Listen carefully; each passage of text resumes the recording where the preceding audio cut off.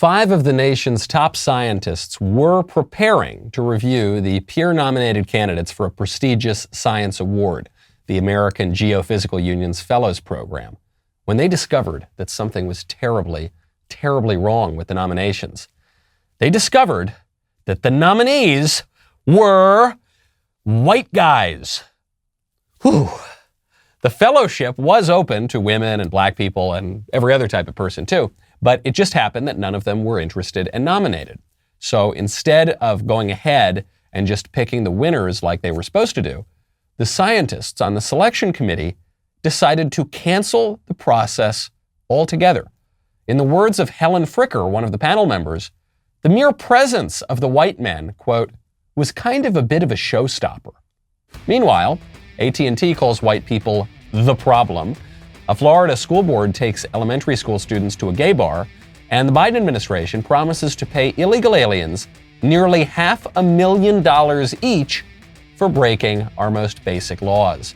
Welcome to the spooky, wild world of identity politics. I'm Michael Knowles. This is The Michael Knowles Show.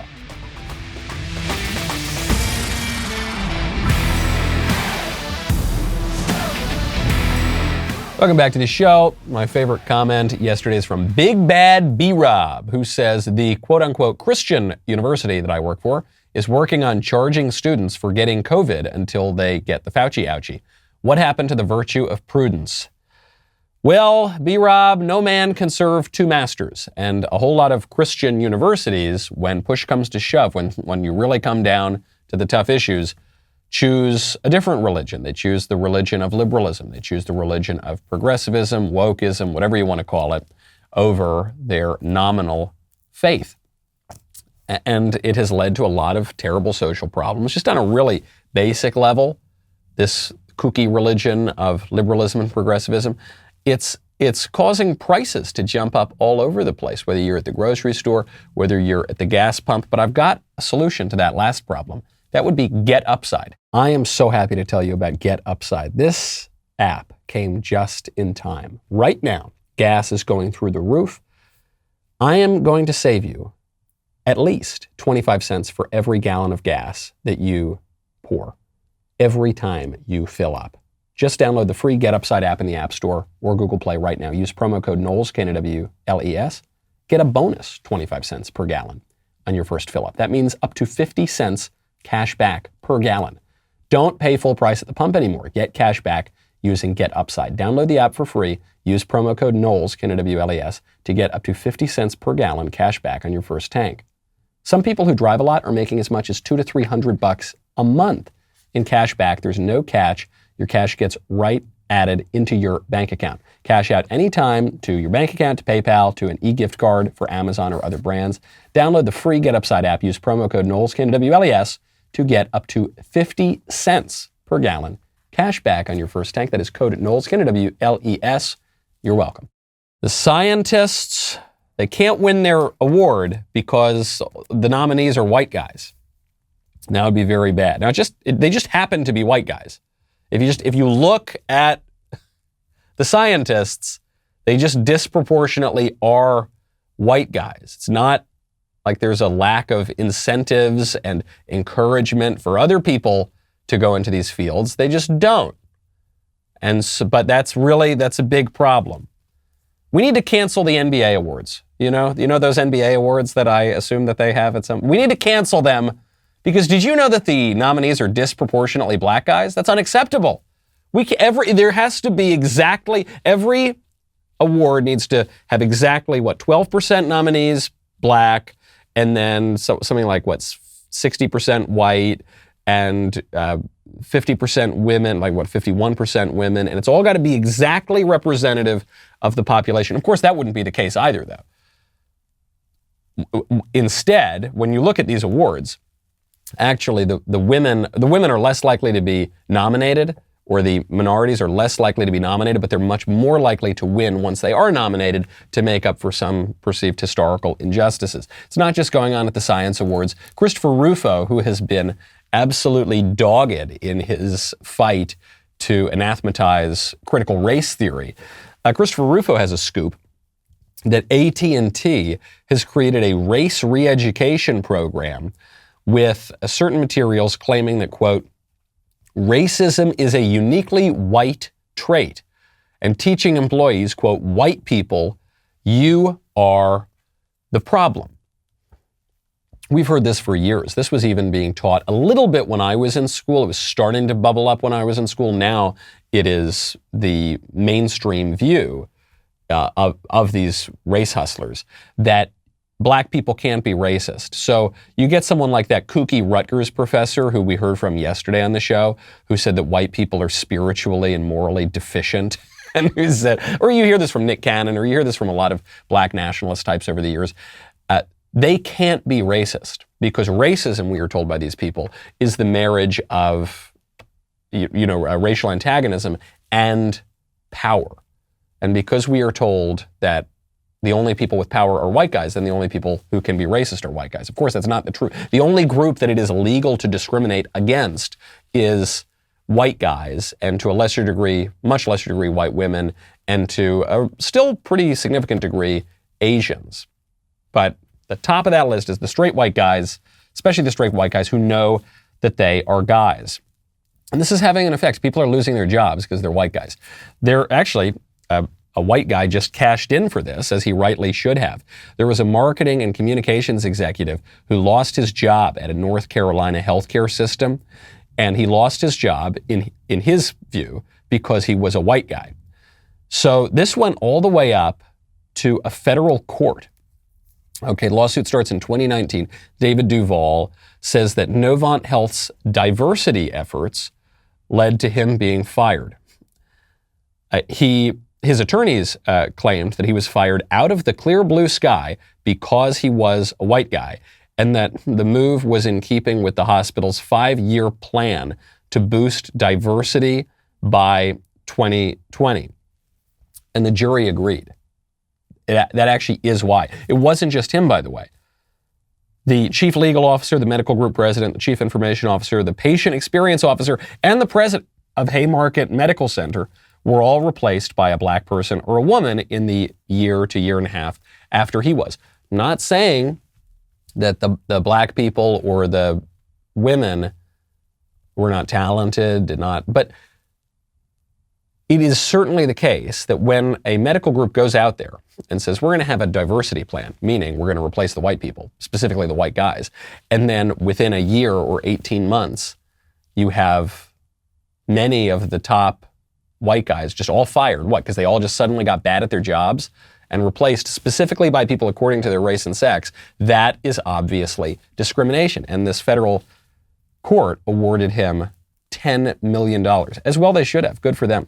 There are some squishes who believe that this sort of racial and sexual discrimination is okay. The left loves it. The left supports it outright. But even some squishes on the right will say it's okay because of historical injustices. So there was slavery. Slavery was very bad. So therefore we need to discriminate against white guys today. Or I don't really know what the gripe that the women are making is. The women tried to kind of copy the civil rights movement. The second wave feminists tried to copy the kind of black civil rights movement, as did a lot of groups. There's a wonderful book on this by Mike Gonzalez called The Plot to Change America. It's about how the Ford Foundation and other very powerful left-wing institutions just copied the strategy of the black civil rights movement and tried to apply it to groups where it was less credible and authentic, but it worked, and it turned everyone into a victim except for white guys. Now, the reality is everyone has some historical injustice that they can claim. I am of Italian extraction. Largest mass lynching in American history was against Italians, right? 11 Italians were killed in New Orleans in 1891. Okay, where's my check? Where's my job? Where's my special treatment because of it's the largest mass lynching in American history. How dare you minimize that? How dare you not give me my historical grievance tokens, right? A lot of these squishes believe if we just entertain this kind of politics a little bit, if we just, discriminate against the white guys and the Asians for some reason. Why the Asians? I don't know. But you discriminate them in university discriminate against them in university admissions. You just do that for a few years, then it'll all even out. Then it can go away. Sandra Day O'Connor on the Supreme Court, a Republican nominee to the Supreme Court, said that, look, this affirmative action stuff, it's pretty bad. It's probably not constitutional, but we're going to do it for a little while just to fix the social problems, and then we'll get rid of it. Will we? Is that what's going to happen? This is 15 days to slow the spread. This racial and sexual discrimination that's increasing in our country right now is 15 days to slow this. We're just going to do it for a little bit, guys, just to even a few things out, just to lower the curve, just to slow the spread of the racism or whatever. But then it'll stop. Oh, yeah?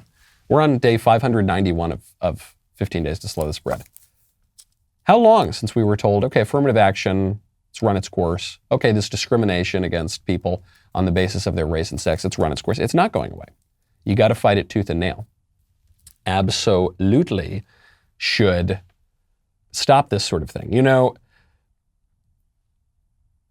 There are people cashing in on this, and it's not just the white guys. People are cashing in on identity politics across identity groups. This one white guy who lost his job, he's kind of the exception. Usually it doesn't go that way. But everyone else is cashing in on victimhood, including illegal aliens right now, to whom the Biden administration is promising to pay upwards of $500,000 for breaking our laws. That's a lot of money. I bet you could buy some really nice window shades with that kind of money, which is why you could actually buy nice window treatments for much less than that kind of money if you go check out Hunter Douglas. I never appreciated before just how important window treatments are for a house. I don't know. I'm a man. When I was a bachelor, I never thought about this at all.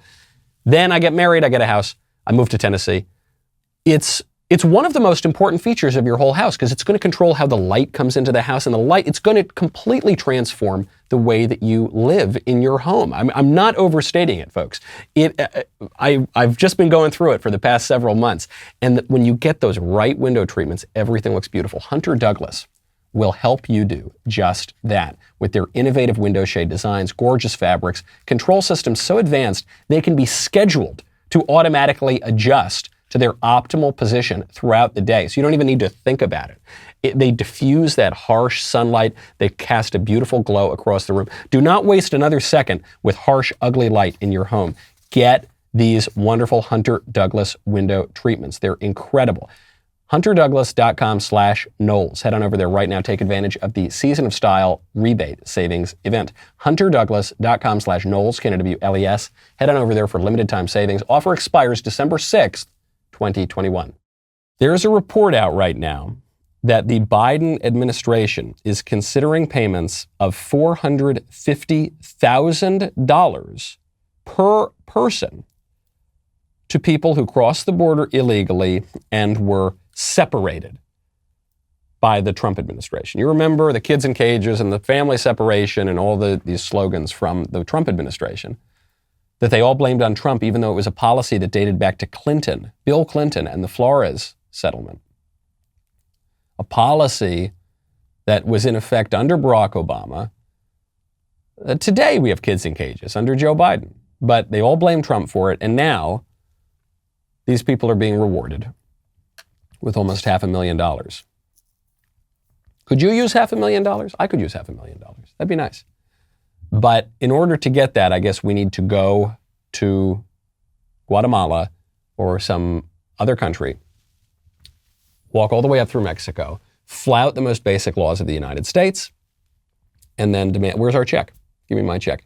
This is so deeply offensive to the people of the United States, to our system of laws, to our system of government, to our democracy, that we would subsidize people to come here. But that is what the left in this country is doing. I think if this goes into effect, again, it's just still a report for now. If this goes into effect, I think that will be the firmest confirmation yet that the Democrats don't have any interest in closing up that border. They are encouraging people to pour in because they think it gives them a political advantage. Speaking of places that it should be illegal to go, a public elementary school in Florida just took students on a field trip to a gay bar. A gay bar. This is Rosie's Bar and Grill. It is a place for sassy fun, according to their marketing materials. They took the kids there for a field trip and showed them all the pride flags and the rainbows, and they were wearing kind of little rainbow t-shirts when they were there, and they had a presentation about how great gay bars are, I guess. This decision is shocking a lot of people because they think, oh my gosh, how can, maybe the high school students, but the elementary school students, how could you take them to a gay bar? This is actually perfectly natural. I mean, it's not, this kind of education would not be natural, but the broader premise that you're going to inculcate your moral views in your students, that is part of education. Education is in part learning facts, learning dates, learning battles, learning math, learning arithmetic, learning how to read and write. But part of education is teaching people ethics, morality, how to live, right? The point of public education is to make people good citizens. And now part of the reigning ideology of the regime is the rainbow stuff, is the idea that any sexual desire you have, you should pursue it, is the idea that if you're a man who thinks he's a woman, then you really are a woman. I mean, that's on our passports now. So of course we're going to teach elementary school kids this. It's only natural. If they were in Catholic school, well, a lot of Catholic schools have gone pretty lib these days too. But if they were in Catholic school, they'd have mass. They would pray. They would learn the sacraments. They'd learn about the saints and the 10 Commandments. But they're not. They're in lib school. They're in woke school. And so they're going to learn the morality of the left. They're going to learn the anthropology of the left. That's just natural. If you want to stop this kind of thing, it's not enough to just say, hey, don't take kids to gay bars. That's crazy. You have to go a lot deeper than that. You have to say, hold on, what are we teaching? This is what the parents showing up to their school boards is all about. It's not just about one or two crazy incidents, a kid field trip to a gay bar, or even that horrible rape in Virginia. It's not just about those incidents. It's about the whole thing. It's about the whole problem, that parents are being cut out of their kids' education, that parents are not allowed to teach the kids their moral views, their ethical views, their civics, right? The country that they want to live in. That's not being permitted anymore. And the school boards are getting increasingly aggressive about this. There was a parent who showed up to a school board meeting who was not permitted to speak until he doxed himself. I just want to remind everyone this is a business meeting of the school board. It is not a meeting that belongs to the public. Each speaker is asked to state his or her name and address for the record. Failure to do so will result in an individual not being allowed to speak. John, can you give us your name and address, please? My name is John Wicklund. I live in Mankato. Could I get your address, please, John? I'd rather not, since you guys Don't have give it your already. address, you can't speak. And I get so much property damage and eggs and everything else from fun people and their friends. John, happening to be on you the need school to board. give your address. All right, I live on 5th Street. Excuse me? I live on 5th Street. House number?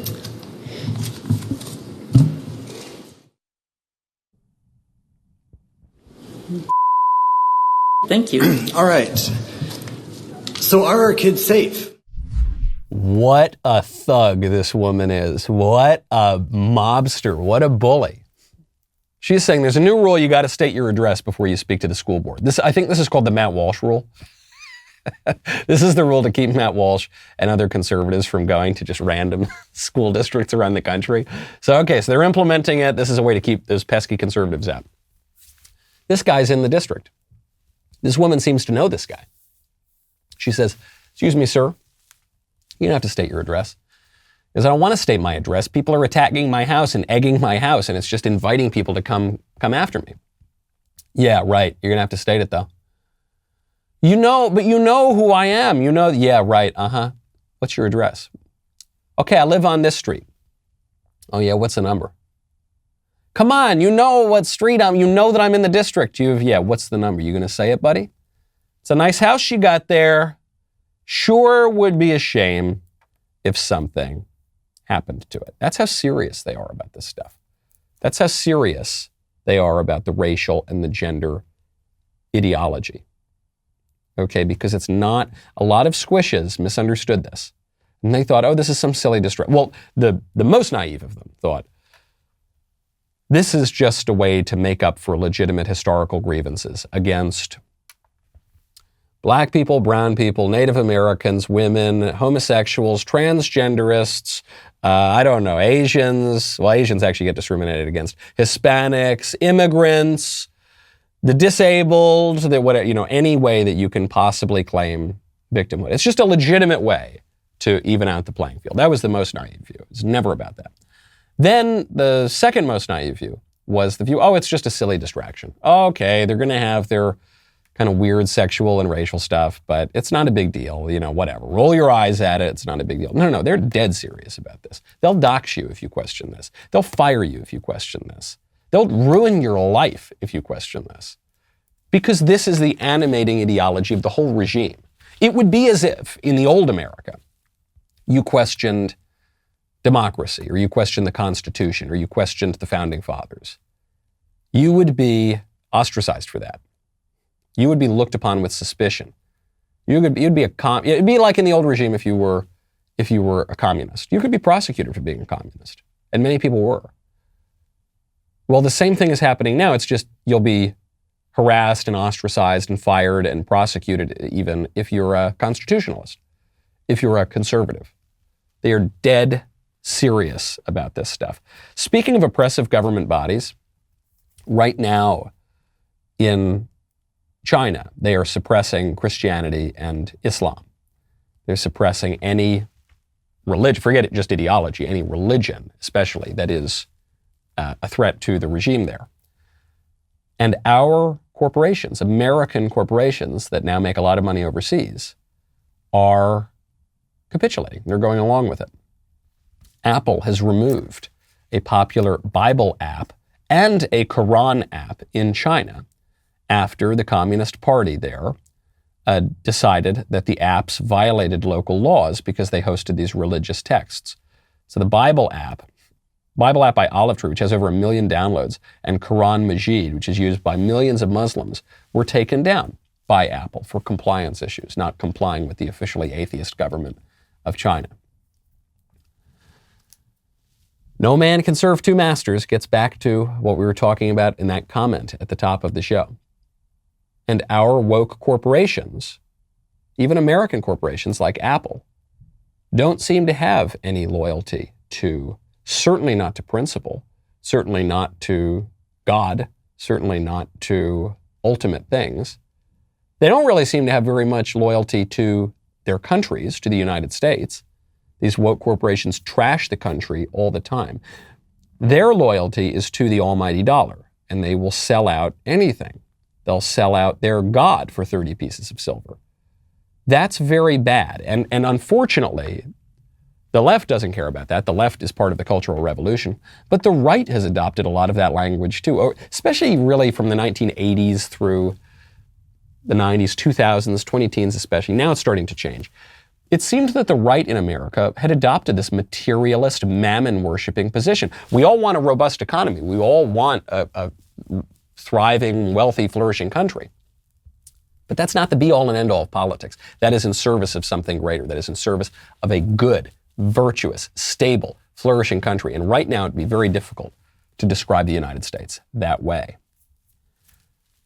Speaking of religion, there was a very spooky article in the New York Times. There's a Halloween thread throughout this show. It's very subtle. I don't know if you've noticed. Very spooky column by Charles Blow in the New York Times. Headline, "The married will soon be the minority." And this is true. For the first time ever, it appears as though married adults are trending to become a minority of the adult population. This is because people are delaying adulthood, right? They're perpetuating adolescence. They are not choosing to get married and stay married. They are not choosing to involve their religious community and the state and the public in their, what they now deem to be their personal romantic life. I don't think that it's that marriage is on the decline because a lot of people are taking holy orders. That would be a good alternative to marriage, becoming a priest or a nun or something. But that's on the decline too. It's because people are just a little bit, well, one, they're a little more selfish. I think that's certainly true. That's just the ideology. And then this creates other problems for people who sincerely want to get married, or who sincerely, there are plenty of people out there who are lonely, who actually want to meet someone, or who want to meet a good person. They don't want to just settle for some derelict or degenerate, and they can't do that. It's like the dating pool has become a little bit poisoned. We live in swipe culture now, where it's just so easy to move on and treat people like commodities. And so what the New York Times is asking, what Charles Blow is asking, is should we continue to reward and encourage marriage? He says, quote, as a society, we have to start asking ourselves whether it is fair and right to continue to reward and encourage marriage through taxation and policy when fewer people, disproportionately black ones, are choosing marriage or finding acceptable partnerships. So see, he adds the racial element here too, which is that right now, over 70% of black babies are born out of wedlock. Right? This is a terrible situation for the black community. There are also extremely high rates of abortion, which is a worse condition for black people. But the marriage has plummeted in the black community. That's bad. That's a sickness, especially within the black community. It's particularly pronounced there, but it's really pervasive throughout all of society. And so what Charles Blow is doing is he's taking that sickness to be an argument for further destroying marriage. I hate to say that we were right, we conservatives, but we were right. We were right about everything. Remember when we said if you redefine marriage through, pretending that there's some right to define marriage as a union of two people regardless of their sexual nature, that will destroy marriage. That will not help marriage. It will not grow marriage. It will not strengthen marriage. It will just further erode marriage. And this erosion of marriage goes back a lot further than just the gays, right? You can't just blame it on the gays. It goes back to the no-fault divorce culture that we adopted in the middle of the 20th century. This goes back to the weakening of the religious institution of marriage. This goes back to the confusion of sex and gender roles, the idea that a woman needs a man like a fish needs a bicycle. This goes back a lot further. And so what Charles Blow is saying is, put it out of its misery. Take marriage out into the yard like old Yeller and just put a bullet in the back of its head because it doesn't mean anything anymore. And actually the existence of social illnesses, social pathologies, the idea that kids are born out of wedlock, that should be the argument for further eroding marriage because it's not fair. Because if black people in particular don't want to get married, then we as a society need to stop encouraging it. Is marriage always the ideal? He writes. And should single people pay a loaner tax? No, absolutely not, for pursuing it. Charles Blow, by the way, he points this out in the column, is divorced, so he has an interest here. He says he doesn't want to get remarried. Now, the left loves this. The left wants to destroy marriage. And they're pretty open about it, and Charles Blow is saying it right here. The right wants to encourage marriage. Conservatives want to encourage marriage, right? That's why there are incentives to get married, because it's the bedrock political institution. It leads to a flourishing country. It's better for kids. It's better for everybody. So let's create some incentives for it. But then there are the squishes, and the squishes are kind of the problem here. They're a little bit libertarian. They're the types who say, let's get government out of marriage altogether.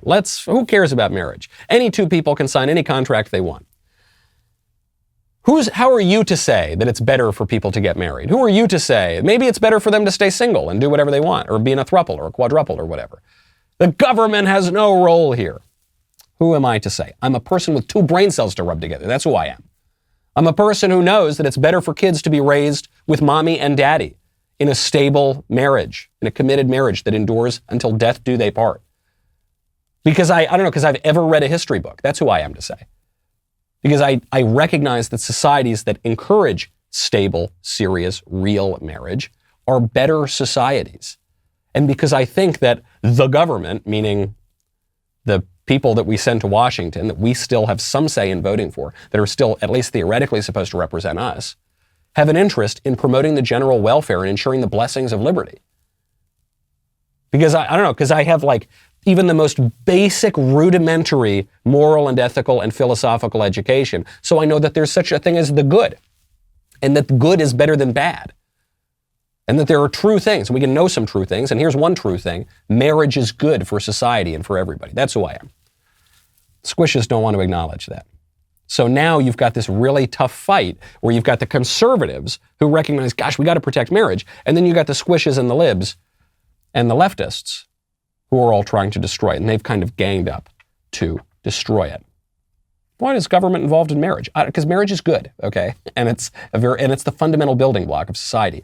And if our political order does not have something to say about marriage, then it doesn't have something to say about anything. It's inevitable. The government is going to have a role in defining marriage, one way or the other, whether it's to a man and a woman or a guy and a guy or three guys and a goat or whatever it is, it's going to have something to say about that.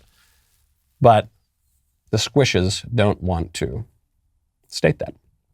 Some people do, though. There's a great candidate in Arizona right now, Blake Masters, running for Senate. Boy, oh boy, is this guy focusing on issues that are a little more important than another corporate tax cut. In America, you ought to be able to raise a family on one single income. We used to be able to do this. Something happened, globalization, decades of inflation. You can't really do it anymore. I think that's a huge problem. So why don't politicians talk about it? And the left, they attack me. They want to say, oh, Blake, that's sexist.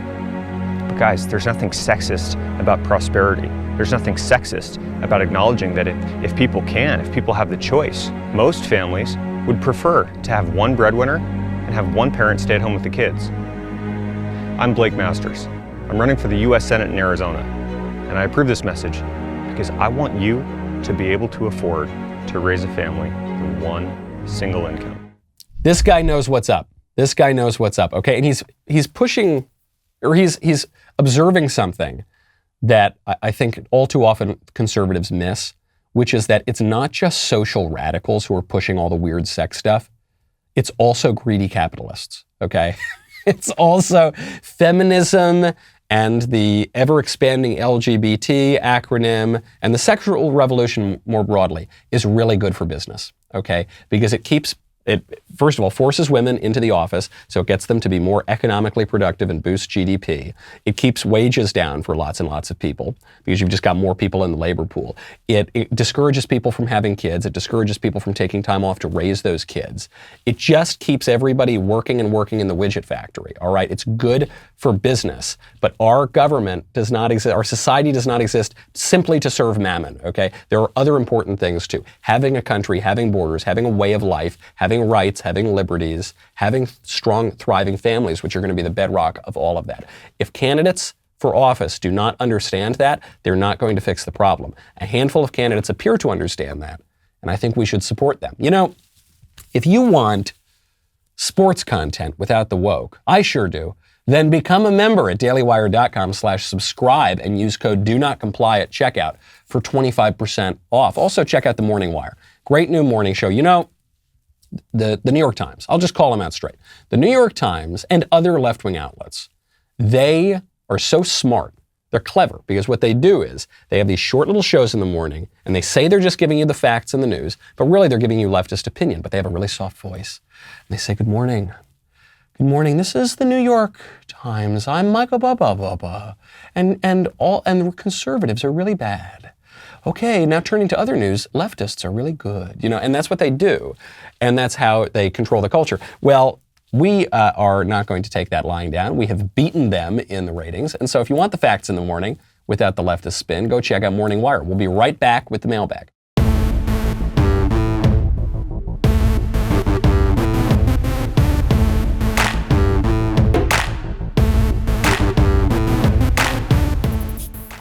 Welcome back to my favorite time of the week, the mailbag. First question up from Raven. Hi, Michael. You mentioned you like Halloween. Can you give an explanation of the holiday other than a celebration of darkness and an opportunity for witchcraft evangelists? Thanks, Raven. I absolutely can do that.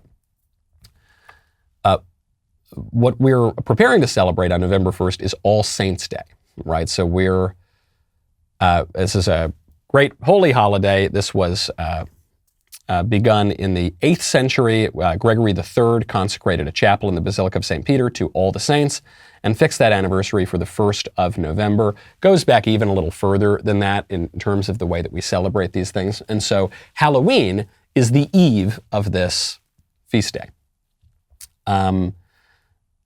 Now it's taken on this other kind of role. It's not like we all merely dress up as saints, although my little baby is going to be dressing up as a saint for Halloween, and it's going to be extremely cute. But it takes on this dimension of the departed souls. It takes on this dimension of the saints who are in heaven. It takes on this dimension of some spooky kind of things, right? It was alleged after the Protestant Revolution by the Protestant revolutionaries that Halloween is just a Catholic version, an attempt to co-opt a pagan holiday. And there were a lot of claims made like this after the Protestant Revolution, about Christmas, for instance, about Easter, and they're just not true. And I don't mean this just to dunk on some of the Protestant revolutionaries and PR people, but it's just not true. When people tell you that Christmas was dated to December 25th because it was just a pagan holiday and it was the Catholics trying to co-opt it or something, or Easter, or whatever, that is not the case. These dates go all the way back to the very beginning of the church, or very nearly to the very beginning of the church. And the reason for it, for instance, in the case of Christmas, is because it was understood by the early church fathers that a divine life has a perfection to it. It has a perfect symmetry to it. And they dated the conception of Christ to his death on the cross. And so what happens 9 months later, you get the birth of Christ. That would just be one example of that. And they dated the crucifixion to the spring. So we could go on for hours and hours about all of these various dates. But that is the dating of Halloween is because of the celebration of all of the saints. I also think, you shouldn't be performing witchcraft on Halloween, and you shouldn't be like worshiping the devil. But making fun of the devil and making fun of demons is extremely Christian and cool and fun. Because Saint John Vianney, a great Catholic priest in France, and patron saint of parish priests, he used to call the devil a little idiot. He'd say, oh, there's that little idiot again, he's setting my bed on fire, haha, what a stupid little idiot. So I think it's fun. Don't engage in the occult, but have some fun with it. Go door to door begging for food. That's extremely medieval and traditional, very, very cool. Go, pull pranks on one another, extremely traditional. We can have fun, it's totally fine. Just don't, I guess this should go without saying, but just don't worship the devil. From Kristen, hey, Michael, I have a question regarding Catholic theology. What does the Catholic Church teach about life before we are born on earth? It is a topic that is talked about in my church and theology, but I don't hear my friends of other faiths talk about this. Thank you for all you do at DW. Love your show. Sincerely, life is better with faith. Well, the Catholic Church teaches that life begins at conception, and that it's a bit of a complicated issue, I suppose. But rather than trying to understand the body and the soul as these totally disconnected things, which a lot of New Age religion, transgenderism tries to understand it that way. A lot of ancient heresies understand it that way. It's, I think, far better to recognize that your body and your soul are linked, and that really your soul is the form of your body, to use some jargon from ancient Greece. And so when it says in the Bible that the good Lord knows us before we were formed in the womb, that can mean one of two things. It can mean that he knows us before we are created, which is a little bit confusing, or he knows us before the process of being formed in the womb is completed, or the process of being formed in the womb goes on for 9 months. I think it makes much more sense to view it that way. Similar to St. Thomas Aquinas. People sometimes claim that St. Thomas Aquinas says it's okay to kill babies through abortion until a few weeks, or until 40 days, or 90 days, or something like that. And that's not true. What St. Thomas Aquinas does believe is that conception is a process that takes much longer, and he's basing it on Aristotelian science, that takes much longer than we know now that it does. We know now that conception occurs almost instantaneously. We can watch it happen, right? You can watch the sperm go into the egg, you can see it happen, and a life begins at the moment of conception. Unlike the kooky, spooky, new age, witchy, strange people who believe that your soul always existed, man, and then it just kind of goes into a body, And some new age cults believe that actually your ensoulment doesn't happen until after you're born. So then the soul is floating around, it finds a body and it goes into, and then you die and you're reincarnated, man, and hold on, just have a, yeah, man, and then we're all just spirits, bro, and we're floating around. No, your spirit and your soul actually does have something to do with your body. They are linked. And so, no, you weren't just floating around beforehand.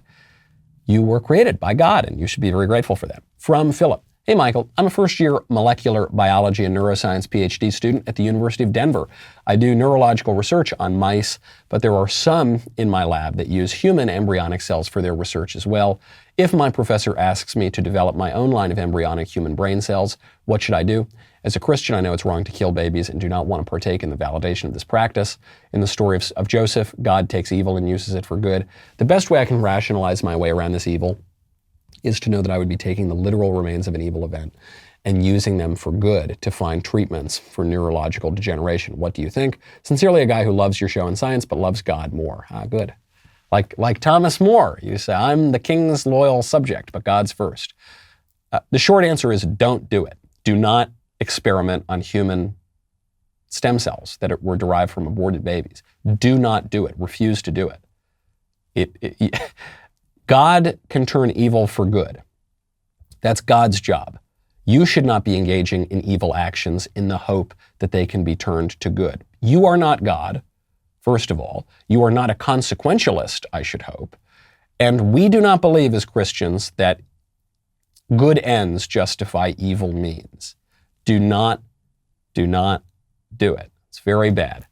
You can work on the mice. You can even work on the beagles. I know people made a big deal about Dr. Fauci torturing puppies, and it was creepy and weird. I'm not saying I support it, but that is nothing compared to experimenting on aborted babies. You should not be cooperating with evil, especially in that it's kind of a direct way. I'm very honored, though. I just want everyone to take a pause and moment here. I hate to toot my own horn, but I'm very honored and flattered that a guy who's obviously extremely intelligent and educated and works on neuroscience is listening to this show. That makes me feel like a very cool guy. Thank you. From Jonathan. Dear Michael, my mother divorced my father 13 years ago and divorced her second husband 3 years ago. Both of them are good men, and neither gave her any real reason to leave, cheating, abuse, etc. I recently told her if she ever got married again, I want nothing to do with it or her next husband. Is that a reasonable position? I still have a relationship with her, but it's rocky. I feel she's made a mockery of marriage, and another one wouldn't be legitimate before the Lord, and so I don't want to participate in a semi-blasphemous charade. Well, yeah, harsh but fair, mostly fair, I guess. A marriage, if she were to engage in what seems like a third marriage, it could be a legitimate marriage if her first two marriages are annulled, if they are found not to have been legitimate marriages in the first place. Not just because she changed her mind afterwards, and so somehow you'd be blessing the divorce. But if there is an annulment investigation and it is found that her marriages were not legitimate in the first place, then what seems to be a third marriage would be legit. But it just sounds like your mom's got some problems, you know? And I know people like that. Got some friends and relatives like that, and they make a huge mess of their lives. And it's very unfair to children, and it's unfortunate for them. Sometimes they have kind of mental problems that lead to this, bipolar or something like that. But it's very unfortunate. You certainly are under no obligation, really, nor should you participate in something that makes a mockery of marriage. You know, I don't think you would be required to show up to this sort of thing. But you do have an obligation under the fourth commandment to honor your mother and your father, you know, and you do have a filial obligation to them. And so I wouldn't cut your mother off, and I wouldn't be a huge jerk about it. I would state your position in charity and love and kindness and truth, but she's your mother. You only get one of them, you know. Doesn't mean you got to do evil things. Doesn't mean you got to ruin your life because of your mother, but you do have obligations to her. And if she's making a mess of her life, you should try to fix it, and you should at least be there for her, as long as that does not implicate you in doing immoral things. From Sarah. Hey, Michael, I have a date this weekend. We're watching a movie, and since it's Halloween, we are going to watch a scary movie. Insert spooky ghost sound effect. What scary movie is your favorite? And if you don't have a favorite, just list a few of the top ones, and I can see which one is free to stream. Thanks. Well, there are a lot of, the best one recently is A Quiet Place. The second one's fine too, but the first one is actually really quite good. That one's good. I remember The Exorcism of Emily Rose being particularly good.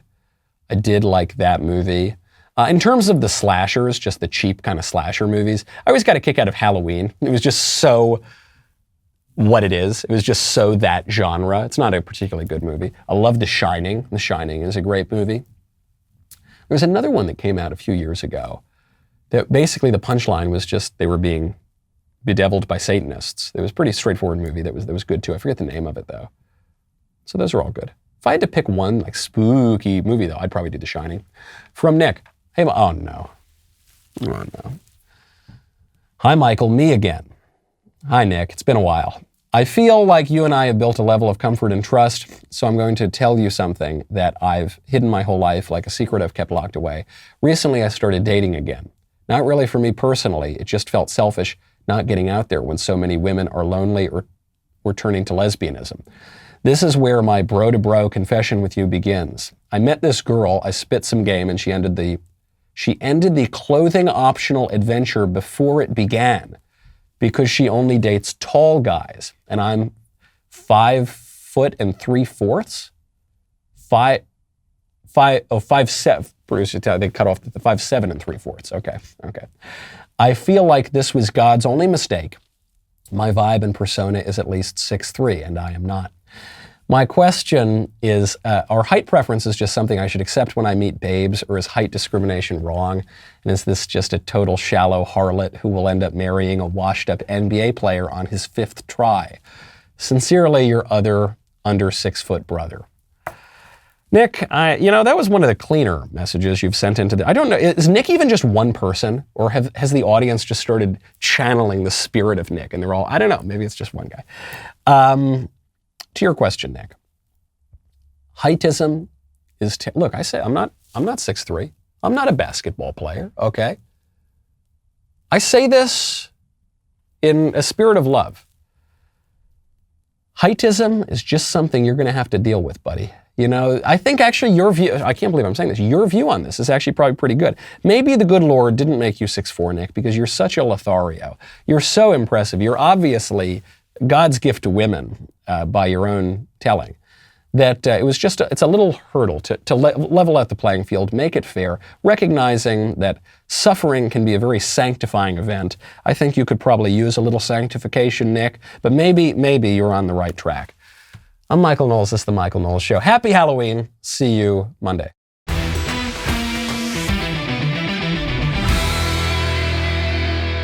The Michael Knowles Show is produced by Ben Davies. Executive producer, Jeremy Boring. Our technical director is Austin Stevens. Supervising producer, Mathis Glover. Production manager, Pavel Vidovsky. Editor and associate producer, Danny D'Amico. Associate producer, Justine Turley. Audio mixer, Mike Coromina. And hair and makeup by Cherokee Hart. The Michael Knowles Show is a Daily Wire production. Copyright Daily Wire 2021. Hey everybody, this is Andrew Klavan, host of The Andrew Klavan Show.